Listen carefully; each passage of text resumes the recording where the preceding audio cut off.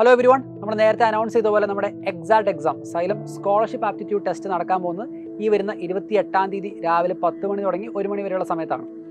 അപ്പോൾ എല്ലാ JEE ആസ്പിറൻസിനും വേണ്ടിയിട്ട് നമ്മുടെ സിലബസ് ഞാൻ ജസ്റ്റ് ഒന്ന് അനൗൺസ് ചെയ്യാം. നമ്മുടെ +2 സിലബസ് ആണ് ഫിസിക്സ്, കെമിസ്ട്രി, മാത്തമാറ്റിക്സിൽ നിങ്ങൾ നോക്കേണ്ടത്.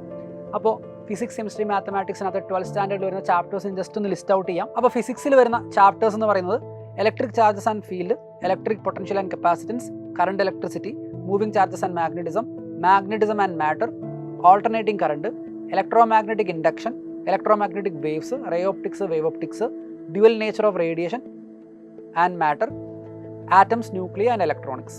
കെമിസ്ട്രിയിൽ 12th സ്റ്റാൻഡേർഡിലെ ചാപ്റ്റേഴ്സ് വരിക solutions, electrochemistry, chemical kinetics, DNF block elements, coordination compounds, പിന്നെ ഓർഗാനിക്കിലെ hello ആൽക്കൻ, haloarenes, alcohol, phenol and ethers, aldehyde, ketone and carboxylic acid, amines and biomolecules.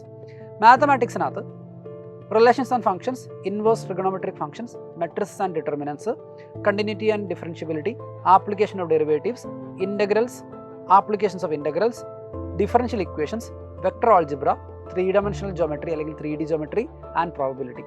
അപ്പോൾ നിങ്ങൾ ഇപ്പോൾ ബോർഡ് എക്സാമിനൊക്കെ ആയിട്ട് പഠിച്ചിട്ടുള്ള നമ്മുടെ 12th സിലബസ് തന്നെ ആയതുകൊണ്ട് കുറച്ചുകൂടെ കൺവീനിയൻ്റ് ആണ് നിങ്ങളുടെ പ്രിപ്പറേഷനൊക്കെ. അതിഗംഭീരമായി ഈ ടോപ്പിക്കുകളെല്ലാം പ്രിപ്പയർ ചെയ്ത് അടിപൊളിയായിട്ട് നമ്മുടെ 28-ാം തീയതിയുള്ള എക്സാക്ട് എക്സാം നിങ്ങൾക്ക് എഴുതാം.